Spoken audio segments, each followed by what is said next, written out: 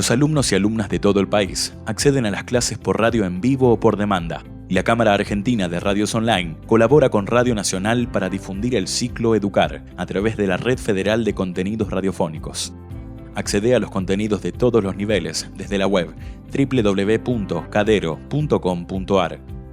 En cuarentena, seguimos educando.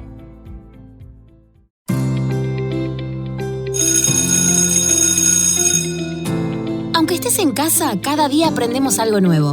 Ya llega la maestra. Subí el volumen de la radio porque seguimos educando.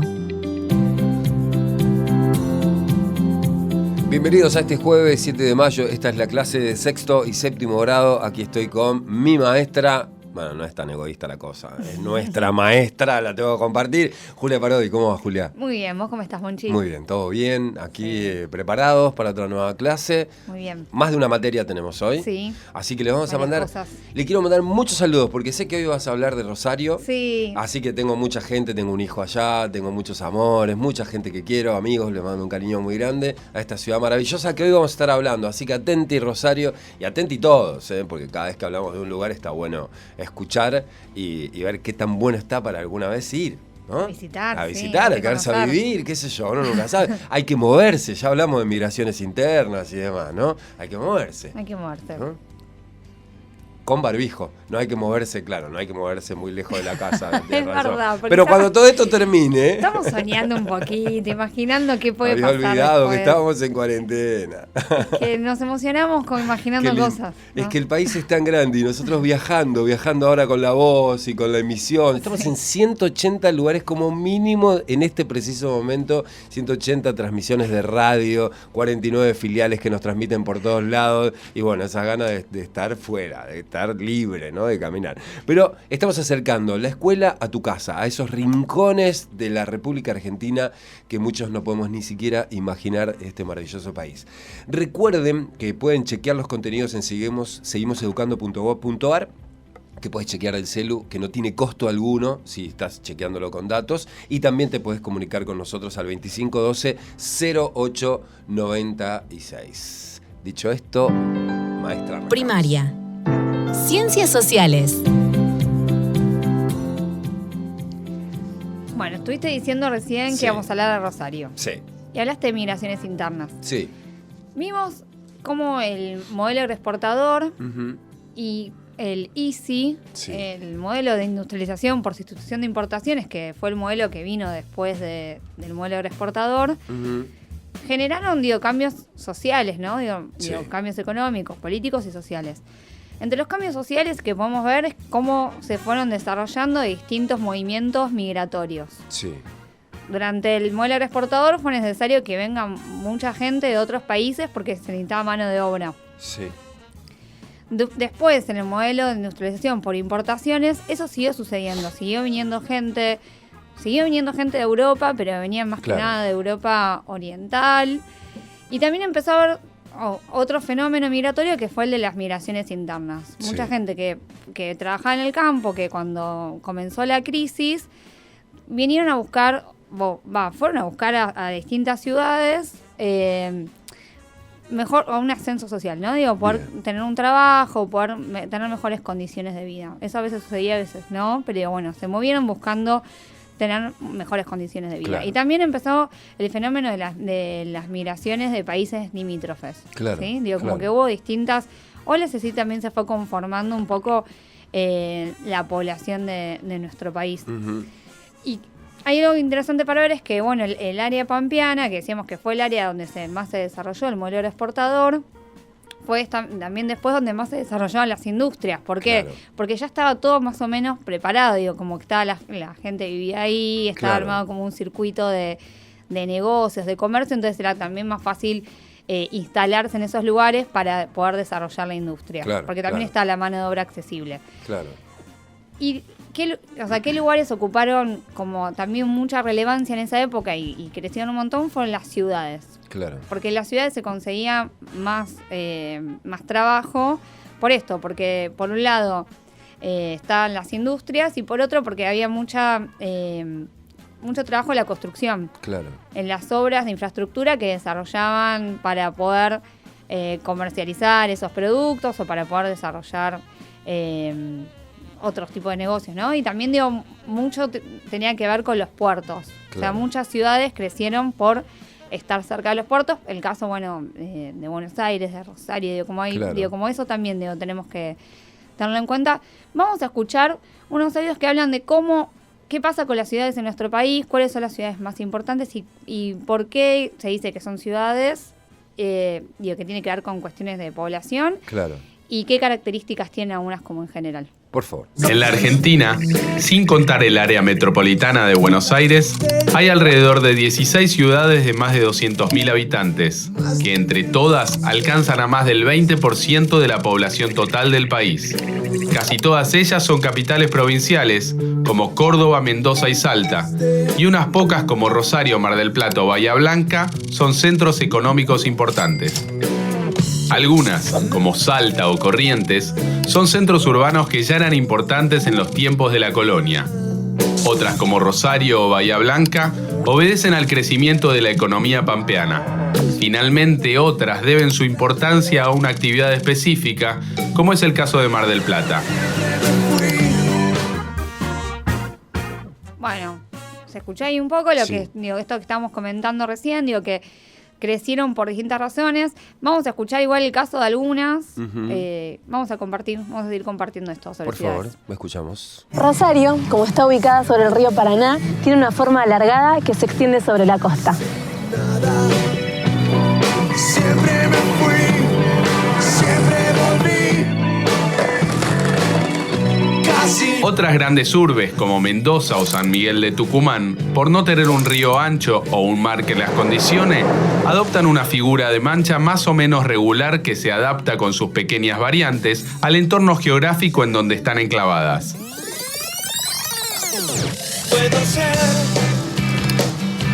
Este es Santiago.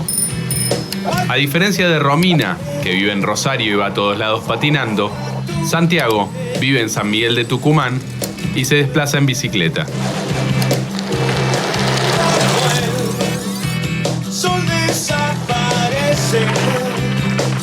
La ventaja de Tucumán es que es una ciudad grande, pero acá nomás está el cerro y la selva, para los que nos gusta la naturaleza, como a mí. Bueno, ahí escuchamos un poco de Tucumán, de Rosario. Digo, muchas tienen que ver, viste que decía al principio, como que se fueron formando porque eran las capitales de esas provincias. Otra, claro, digo, por el desarrollo que se fue dando, por ejemplo, Rosario o Mar del Plata. Claro. Seguimos escuchando un poco más. Por favor. Funcionalmente, en la Argentina, las grandes ciudades cuentan con un centro que agrupa el comercio y los servicios más importantes. Es muy común encontrar edificios de gran valor patrimonial mezclados con la arquitectura moderna. Al igual que en otros centros urbanos de menor tamaño del país, existe en estas grandes ciudades una plaza central. En el caso de Mendoza, equidistantes de la Plaza Independencia desde sus vértices y separadas por apenas 2 cuadras, se disponen 4 plazas: Plaza España, Plaza Italia, Plaza Chile y Plaza San Martín, que fueron creadas como punto de evacuación después del terremoto de 1861. En muchos casos, el tamaño de las ciudades hace que en algunos barrios aparezcan pequeños centros comerciales para la vida cotidiana, agrupados generalmente a lo largo de algunas calles o avenidas. En paralelo, en casi todas estas ciudades en los últimos años han aparecido centros comerciales ubicados en la periferia.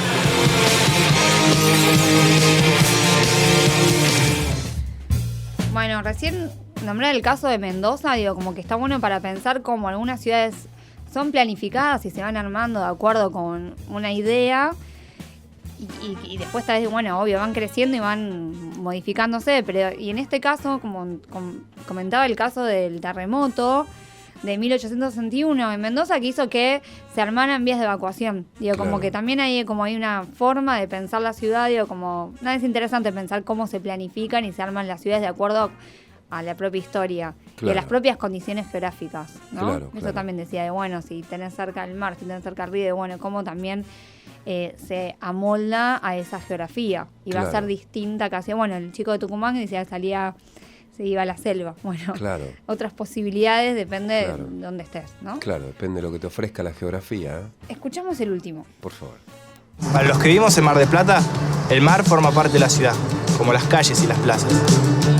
A diferencia de Mar del Plata, que siempre aprovechó su rasgo de ciudad costera, Rosario asumió tardíamente su impronta ribereña y recién en los últimos años ha recuperado la costa del Paraná para uso público. Nos proteja, ahora que todo es más perverso. Tanto Rosario como casi todas las otras grandes ciudades comparten como rasgo notable el contar con la existencia de un gran parque, generalmente diseñado por algún paisajista reconocido, como en el caso del Parque San Martín en la ciudad de Mendoza, el Parque 9 de Julio en Tucumán, o el Parque Independencia en Rosario. Bueno, si nos están escuchando chicos y chicas de alguna de estas ciudades o de otras ciudades del país y nos quieren contar un poco más para que podamos conocer y con la imaginación en este caso, Claro. estaría buenísimo escuchándolas, estaría genial. Así que mándenos audios, cuéntenos, mándenos mensajes. Por favor, este es el teléfono 2512-0896. Es una manera de estar ahí bien cerquitas, ¿no? Sí, otra forma de conocer, ¿no? Otra Sí. forma de conocernos. Bueno, vamos ahí entonces a meternos en el caso particular de Rosario. Bien. ¿Sí? Que me parece que tiene que ver con tu historia también, ¿no? Sí, un montón. ¿Por un montón. qué? Y porque está más o menos a una hora de donde nací, digamos, del pueblo donde yo nací, la ciudad, ¿Dónde naciste? en Casilda. En Casilda. Y cuando yo nací era muy chiquito, Casilda era como apenas una ciudad de 10.000 habitantes. En 50 años pasó a 40.000, con lo cual la migración que vos decías creció un montón. Pero cuando era chico mirábamos todos a Rosario, porque era la gran ciudad, estaba muy cerca, y si queríamos cualquier cosa lo conseguíamos en Rosario. Estudiar Claro. una carrera que en Casilda no había, no sé, repuestos, ropa, alimentos, lo que quieras. La gran ciudad siempre... Están muy vinculados. Claro. Así que siempre es como que la ciudad te ofrece posibilidades culturales, por decir, entre tantas cosas, que, bueno, que te termina seduciendo y terminas yendo a la ciudad, ¿verdad? ¿Te fuiste a la ciudad vos? Ah, sí, me fui a vivir un tiempo, sí. Como que recorrí varias ciudades, pero Rosario realmente me conquistó. Y me quedé como muchos años. Y también tuve un hijo, así que imagínate, tengo ahí Claro, raíces mucho muy vínculo. fuertes, claro, sí. Y culturalmente me parece extraordinaria y también toda esta cosa geopolítica ahí que tiene del río ahí y esos barcos que entran y que salen y que llevan y que traen y que, digamos, se la ve también tan autónoma, tan de producir su cereal, es como que, no sé, tiene como una vida propia y súper interesante. Bueno, genial.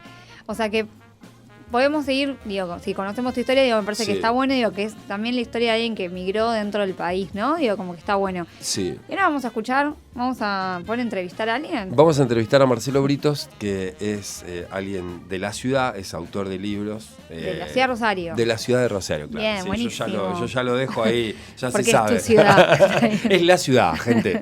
Bueno, lo vamos a saludar. Marcelo, ¿cómo te va? Buenas tardes, bienvenido. Aquí Julia Parodi, la profe de sexto y séptimo, y quien te habla, Monchi, te saludan. ¿Cómo va? ¿Qué tal? Buen día, Monchi. Buen día, Juli. Buen día, ¿cómo estás? Muy bien, muy bien. ¿Nos hablas de Rosario? ¿Estás ahí? Estoy en Rosario, sí, cumpliendo con la cuarentena. Bueno, muy bien. Bueno, nada, estábamos trabajando sobre cómo se fueron formando algunas ciudades y los movimientos migratorios. Y sabemos que Rosario es un caso emblemático, ¿no? Sí, Rosario tiene, en primer lugar, ya la formación de la ciudad es muy característica, muy singular, ¿no? Rosario no fue fundada como cualquier otra ciudad, sino que era un parador del Camino Real. Estamos hablando del siglo XVII. Los viajeros para el que no sabe, el Camino Real es el camino que conectaba Buenos Aires con Lima en el periodo colonial, y había una especie de santuario con la Virgen al lado del río, y los viajeros paraban ahí. Alrededor de ese lugar empezaron los primeros caseríos y terminó formándose esta ciudad enorme, ¿no? Así que ya de por sí la formación de Rosario, su formación urbana, ya es, digamos, algo singular. Y después, bueno, hubo, como decías vos, Juli, algunos desplazamientos migratorios e inmigratorios que fueron muy importantes y que terminaron por consolidar o por reconformar, digamos, la fisonomía urbana y social de Rosario. Exacto. El primero, sí, perdón. No, sí, el 6.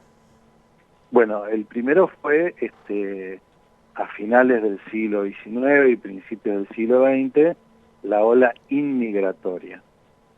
Ahí, para mí es importante aclarar, digamos, hay grandes desplazamientos, ¿sí? Estos grandes desplazamientos siempre están vinculados a cuestiones económicas o cuestiones laborales, y hay que distinguirlos de los desplazamientos que son periódicos, que son temporales, que existen mucho en nuestro país y que son grupos enormes de trabajadores que van desplazándose en donde haya trabajo. Por ejemplo, los obreros de la zafra, claro, los obreros del campo, ¿no? Que van al periodo de cosecha. Cuando hablamos de desplazamientos migratorios e inmigratorios, estamos hablando de gente que deja de vivir en un lugar y se va a vivir a otro. ¿Sí? Sí. Eso es importante porque uno habla de estas cosas como movimientos sociales, y como todo movimiento social, tiene una repercusión importante en las personas, ¿sí? El desarraigo, el volver a empezar en otro lugar, el sentirse extraño durante mucho tiempo, en un ámbito urbano, sobre todo la gente que viene del interior, ¿no? Eso es muy importante.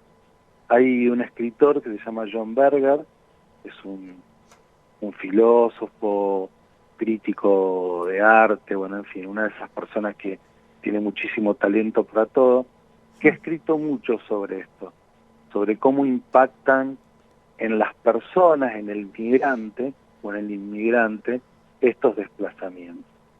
Bien, Rosario tuvo esa primera ola inmigratoria, Sí. era gente que venía de Europa, obreros, españoles, rusos, italianos, y de esa ola inmigratoria hubo un detalle interesante, es que fue mucha gente de Andalucía vino a vivir ¿A Rosario? a Rosario, exactamente. ¿Por qué Rosario fue uno de los lugares en donde venía esta gente? Bueno, por el puerto, Claro. ¿no? ¿Por qué digo lo de Andalucía? Porque Monchi va a saber o va a coincidir conmigo en esto de que los rosarinos nos comemos las heces, las aspiramos. ¿Los ojos decís vos? Exactamente. De eso estás hablando. Los ojos. Bueno. No es fácil hablar sin las heces, ¿eh? No, para nada. Yo tengo un amigo porteño que me carga porque yo digo, es impresionante. Es impresionante. Sí, sí. Es impresionante. Bueno, esto viene de los andaluces, ¿no? Es una modalidad del habla que heredamos de esos grupos migratorios.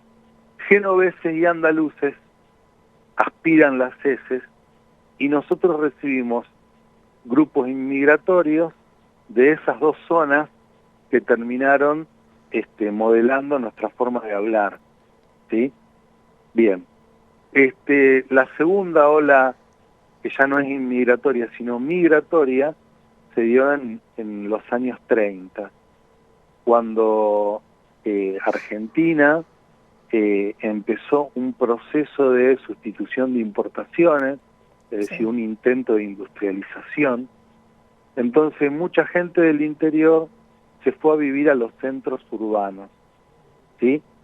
Sí. En Rosario, perdón, Juli, me parece que me querías decir algo. No, sí, estaba escuchando. Bien. Esto se dio en 1930 y se dio también paralelamente a la crisis del 30, la crisis del 28 de la Bolsa de Nueva York, que produjo una crisis económica enorme, y lo que generó también en la Argentina es que ese intento de industrializar cayera, es decir, gente que se quedó sin trabajo, y paralelo a eso, lamentablemente, las ciudades no tenían un desarrollo urbano para poder contener a toda esa ola migratoria. Entonces ahí se formaron lo que conocemos hoy como villas o zonas urbano-marginales, etcétera. ¿Sí? Claro, sí. En Buenos Aires, por ejemplo, Villa 31 es una de las villas más famosas de la ciudad, del país. Se llamaba Villa Desocupación y se formó en los 30. Acá en Rosario, una de las primeras villas que se formó fueron las que estaban contra las laderas del Swift en la Costanera Sur.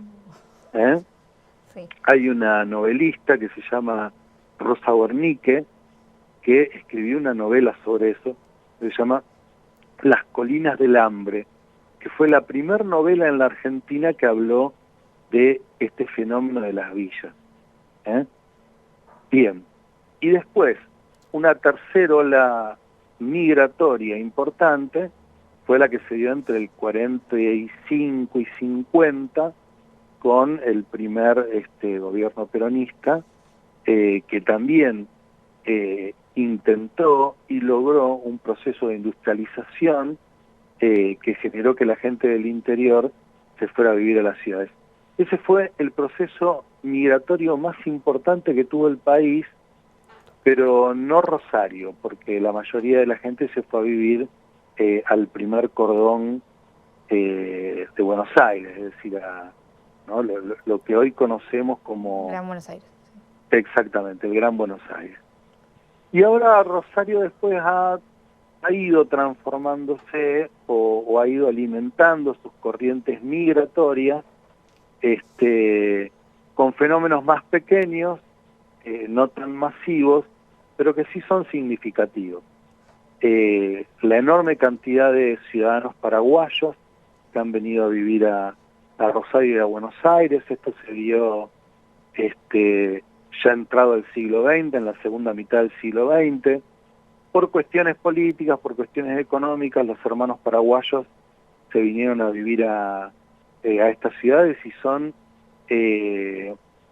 especialistas en construcción. Entonces el boom de la construcción que dejó el periodo de entre 2007 y 2015, que fue el auge del campo, que empezó a invertir en las ciudades, ¿sí? Entonces los ciudadanos paraguayos tuvieron mucho trabajo y vinieron a vivir a Rosario. Y ahora algo que se da también, que es muy particular, es los ciudadanos brasileros y peruanos que vienen a Rosario a estudiar, porque nuestra universidad es gratuita y es pública, pero tiene otro tipo de conformación social, ¿sí? Es otro tipo de fenómeno. Esta gente fija su residencia en Rosario, pero pertenece a familias de clase media, tanto de Brasil como de Perú. No es gente que forma parte de procesos inmigratorios en busca de trabajo, en busca de una nueva vienen por vida, otros ¿no? intereses, Claro. Está bien. Marcelo, muchas gracias, profe. No sé si Muchas quiere decir gracias. algo más. No, muchas gracias, agradecerle por la claridad también y la generosidad. Gracias, Bueno, Marcelo. no, muchísimas gracias a ustedes por dejarme participar de este proyecto maravilloso. Qué Les bueno. mando un abrazo. Otro gigante, Marcelo. Un abrazo gigante. Marcelo Britos, escritor rosarino, que nos estuvo haciendo una pintura de Rosario. Sí, hermosa. Terminó el recreo. Seguimos en 6º y 7º grado. Paca Paca, vuelve la grilla básica de Cablevisión para acompañarte como siempre. Nos encontrás en el canal 76 del abono básico. Paca Paca, para vos y para todos y todas. Bien, recuerden que en el canal 22.3 de la TDA ahí podés chequear todos los contenidos, todos los programas, todas las clases, mejor dicho, que se emiten durante todos los días, ahí están. También recordad que podés chequear seguimoseducando.gov.ar, ese portal de educación no tiene costo alguno si navegás con tus datos, así que navegá tranquilo, estudia despacio y no te apures. Y si querés comunicarte con nosotros, que dejar tu voz, así te conocemos, te escuchamos, 2512-0896. Hola, quería mandar un mensaje para el programa de sexto y séptimo grado. La verdad es muy instructivo cómo abordan los diferentes temas. Las entrevistas son muy interesantes y quería contar una anécdota personal con respecto al cuento El almohadón de plumas de Horacio Quiroga. Cuando lo leí en la escuela me asustó tanto que todas las noches durante cerca de un año antes de dormir le daba golpes a la almohada. Bueno, no quiero spoilear, no me reten por eso. Les mando un abrazo y los escucho todos los días. Ay, qué bueno. Muchas gracias por el mensaje. No nos quería spoilear el cuento. Ya está spoileado, pero no importa. Léanlo. Claro. Está buenísimo. Bueno, Monchi, sí. Estuvimos hablando recién con Marcelo Britos, que nos estuvo contando sobre Rosario. Sí. Retomó todo lo que tenía que ver con los distintos movimientos migratorios y migratorios. Y algo que es importante es resaltar que nuestra Constitución, la Constitución de 1853, después tuvo sus reformas, en el preámbulo menciona esto de que Argentina, nuestro Estado, se conforma también y que los derechos que van a ser para los que nacimos acá van a ser también para los que decían vivir acá. Entonces también la Constitución fue formada en ese sentido, como abriendo las puertas para que todos los que y todas las que quisieran vivir en nuestro país lo pudieran hacer y que van a contar con los mismos derechos. Claro. El 1 de mayo pasado, el Día del Trabajador, recordábamos el Día del Trabajador. Bueno, también fue el Día de la Constitución, ¿no? Es el día que recordamos la Constitución argentina y que también lo podemos relacionar con el Día del Trabajador porque si vamos al artículo 14 bis, por ejemplo, vamos a encontrar cuáles son los derechos con los que contamos los trabajadores y las trabajadoras. Así es. Que nada de eso, como que tiene que ver, los movimientos migratorios también tienen que ver con cómo se constituyó nuestro país. Claro. Y como que dio una intención de que sucediera. Y casi siempre muy ligado al trabajo, ¿no? O sea, eso. O sea, la gente buscando el trabajo, buscando el pan, yendo del campo a la ciudad, moviéndose dentro del país, buscando su destino, ¿no? Su trabajo. Sí, así es. Tal cual. Bien, cambiemos de materia, ¿puede ser? Cambiemos de materia. Vamos. Primaria. Educación sexual integral. Maestra. Bueno, ¿sabes qué? La ESI, la Educación Sexual Integral, también busca que pensemos y que reflexionemos sobre nuestras emociones, sobre nuestros sentimientos. Claro. Que podamos pensar eso y trabajarlo. ¿Por qué? Porque a veces pensamos que eso son cosas espontáneas, que nos salen, yo me enojé porque sí, o estoy triste. Que tienen que ver también con cuestiones culturales. Estuvimos hablando sobre estereotipos, ¿no? Estereotipos de género, cosas que nos van condicionando. También nos condicionan a veces las emociones. La verdad es que decíamos esto de, los varones no lloran. ¿Qué es eso? ¿No? ¿Y qué pasa con los sentimientos? ¿Cómo los transmitimos? Y en las escuelas se busca trabajar eso, que podamos ver y pensarnos a nosotras y a nosotros mismos y trabajar sobre nuestros sentimientos, poder ponerlos en palabras a veces que nos ayuda, ¿no? Como poder entender nuestras emociones, nos ayuda a transitarlas también. Qué bueno, ¿no? Que se hable de esto, porque la verdad no se puede vivir la vida sin hablar de las emociones que te atraviesan todo el tiempo, todos los días, en tu casa, en la escuela, en donde estés. Sí, pensar de dónde vienen, ver qué hacemos con eso. Por ejemplo, el enojo, está bueno, pensar qué fue lo que me enojó, qué hago con ese enojo, cómo lo comparto. A veces como si lo podemos charlar, llegamos a otros lugares. Claro, y que es parte del sentir, ¿no? La tristeza, la alegría, y que está bien también que nos suceda, ¿no? Es algo... Sí. Bueno, en este momento particular que estamos viviendo de cuarentena, también está bueno reflexionar sobre qué cosas nos están pasando y la ESI nos invita un poco a eso. Claro. Y vamos a escuchar ahora unos audios de algunos amigos, amigas, niños, niñas oyentes que estuvieron pensando qué es el amor, cómo nos damos cuenta cuando alguien nos quiere. Ay, qué bueno, lo escuchamos. Para mí que te das cuenta que alguien te quiere, es bueno con vos, es amable, educado o educada, respetuoso, o sea, te respeta, es atento, atenta con vos. Bueno, ahí hablaba de qué pasa, ¿no? De como la atención, de que nos Claro, vean, ¿no? Un claro. poco. Si Bueno, te tratan amable, si te respetan por sobre todas Sí. las cosas. Que Bueno, es el como respeto. El respeto me parece que es el principio básico, ¿no? vamos a escuchar otros. Vamos. Me doy cuenta cuando alguien me quiere por cómo me trata, porque siempre es bien atenta conmigo, porque ve las cosas que me falta y siempre me ayuda. Porque no quiere cambiar nada de mí ni de mi personalidad, aunque esté un poco loco. Y ella siempre está en las buenas y en los peores momentos. No quiere cambiar nada de mí. Me gustó Me esa.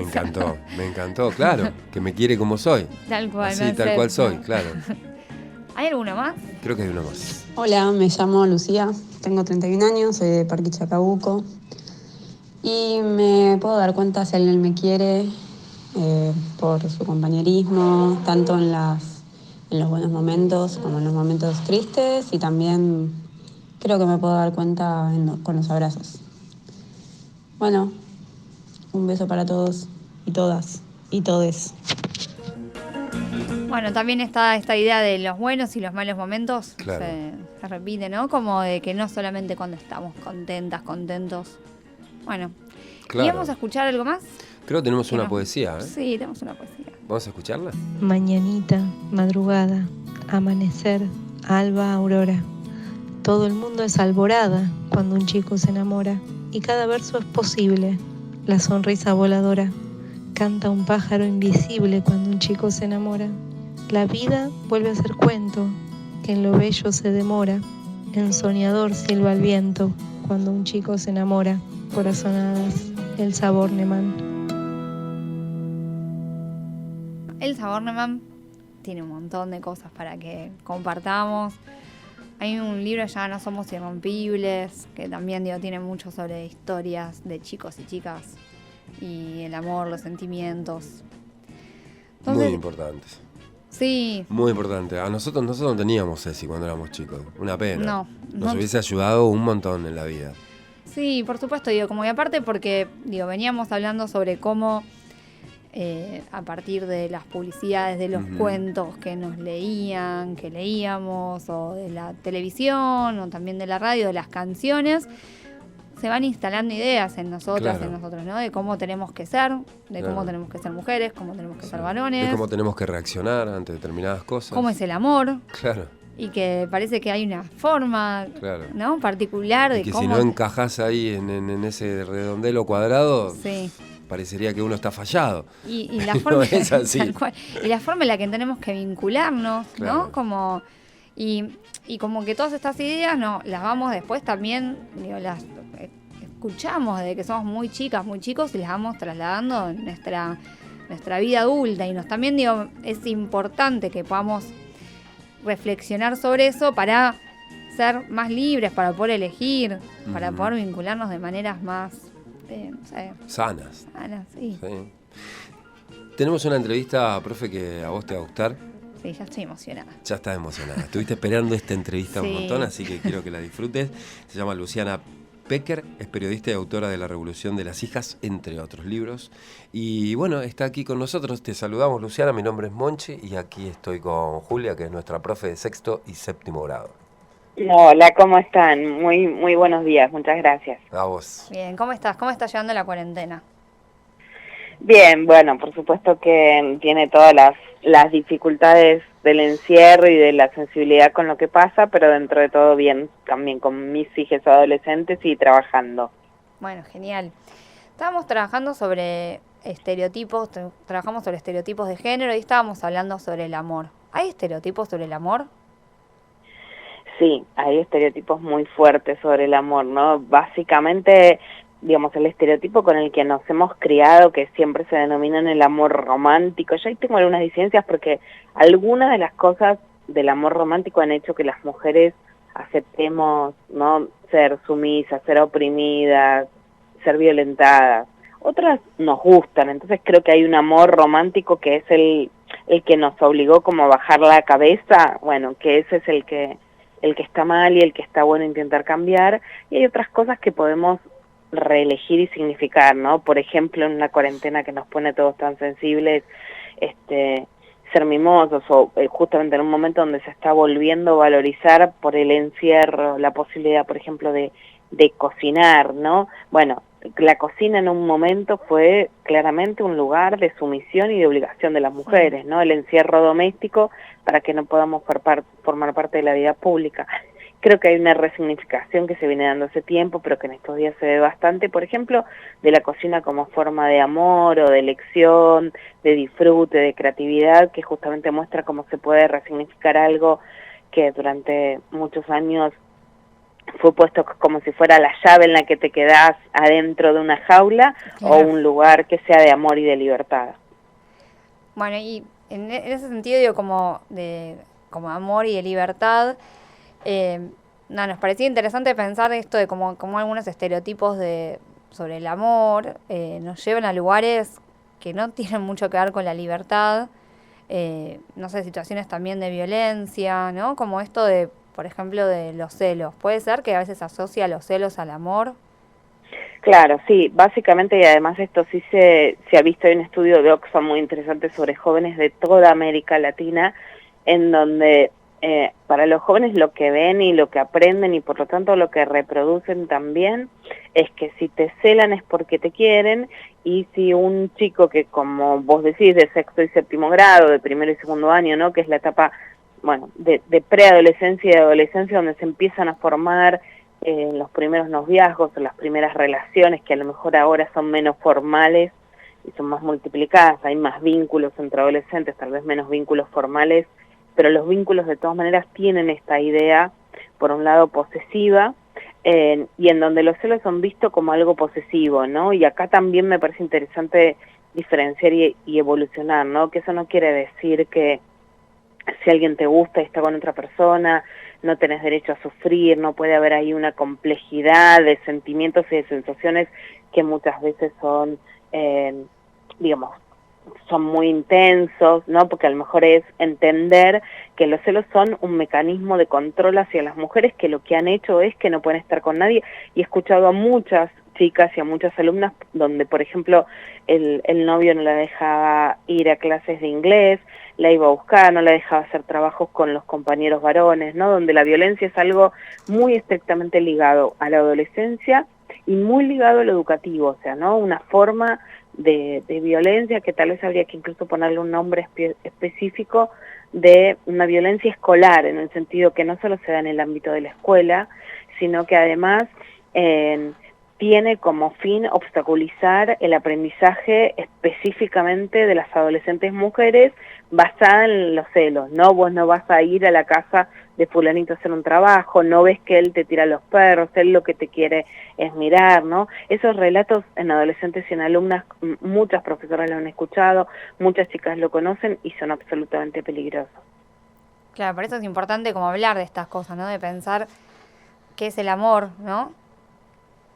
Sí, completamente, ¿no? Cuando en la escuela se abre la posibilidad de hablar, se deja de naturalizar lo que se aprendió, y lo que se aprendió, que lo aprendemos todas en la familia, en las novelas, en la televisión, en las series, en los videos musicales, en la música, en todo, digamos, lo que nos fue martillando la cabeza sobre qué es el amor, es que si nos celan nos quieren, ¿no? Entonces, si te prohíben es porque te están cuidando, ¿no? Entonces, esta idea de ser queridas a través de ser un objeto de alguien es una idea absolutamente peligrosa, porque en muchos casos deriva en algún tipo de violencia en el noviazgo, en las relaciones, o incluso en la fantasía de que eso es ser querida, ¿no?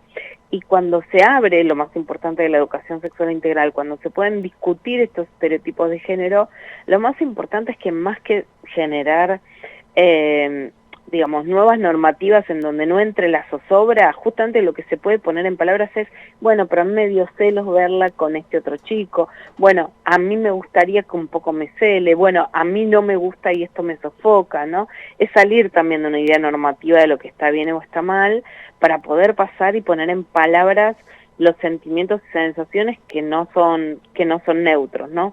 Y además lo que tiene el ámbito de la escuela, que por supuesto es irreemplazable, que en general implica el acompañamiento, sino de todos los docentes, pero siempre hay algunos docentes muy comprometidos, ¿no? Con los pibes, con las pibas, que pueden hacer, y que en esto le agradecemos su compromiso, un acompañamiento para que las pibas puedan salir adelante de situaciones violentas. Ah, buenísimo eso. Te hago una pregunta, ¿qué llamas la revolución de las hijas? Bueno, yo creo que la revolución de las hijas es un fenómeno que por supuesto es fuerte en todo el mundo, pero que en la Argentina realmente tuvo una eclosión, que además está muy acompañada y motorizada, está en el libro de la revolución de las hijas, esto contado, justamente está muy acompañado por la incidencia del ingreso de la educación sexual integral a las escuelas, ¿no? Que me parece algo muy interesante. Cuando hablamos de ¿por qué la revolución de las hijas? Bueno, la ESI en las escuelas tiene mucho que ver, porque por un lado la ESI abre todos estos temas en la escolaridad, aún con todo lo que falta de que se cumpla, de que sea más sistemática, de que tenga más espacio.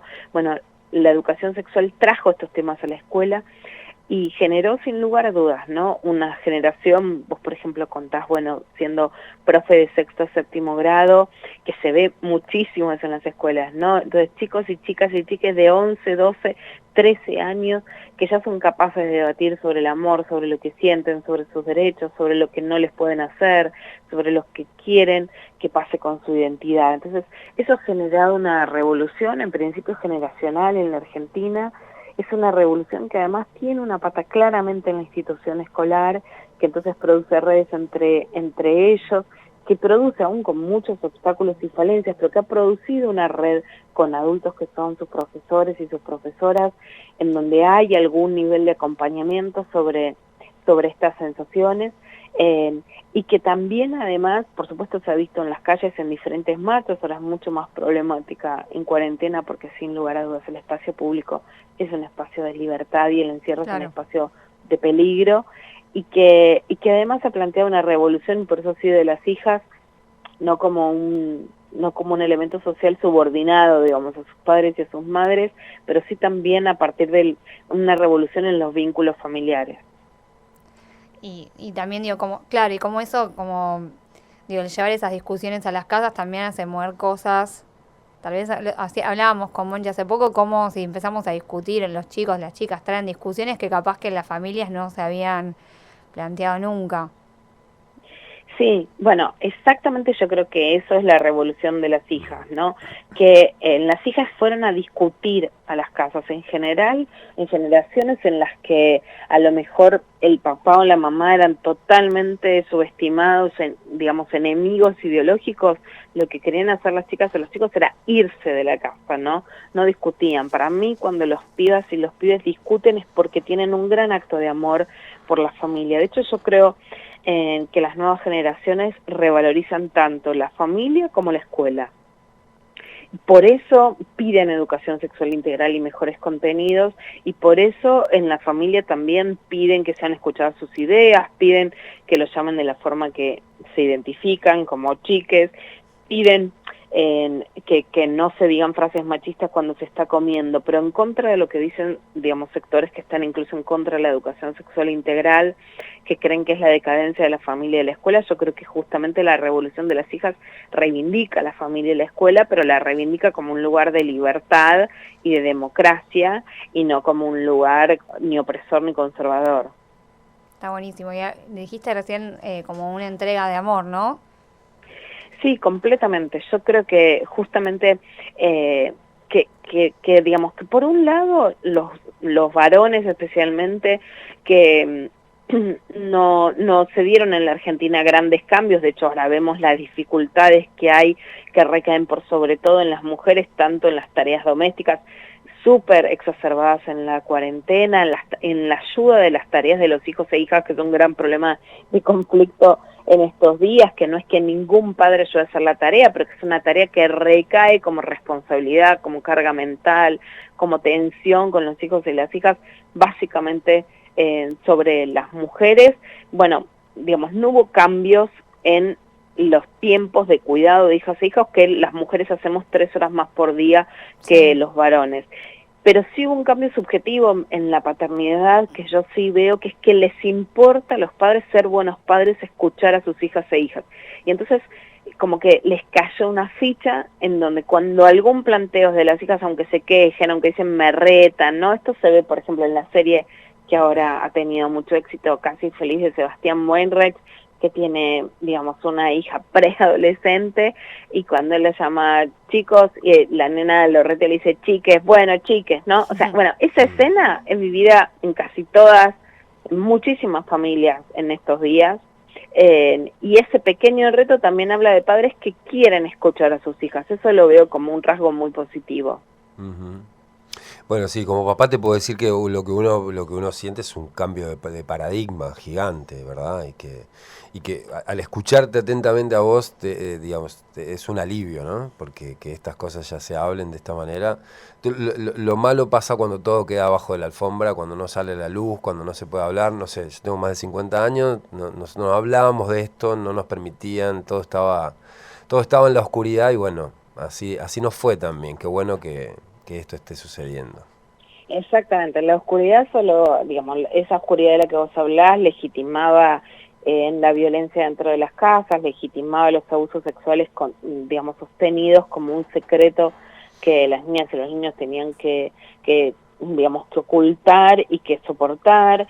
El silenciamiento solo hacía que puedas ir y tener una infección de transmisión sexual y no tengas a quien decírselo, y además también mucho, digamos, por supuesto todas situaciones de muchísima opresión para los chicos y las chicas, pero además de todo eso también, cuando los chicos y las chicas crecían, lo único que querían era irse de la casa, ¿no? Un enfrentamiento radical con sus padres y con sus madres.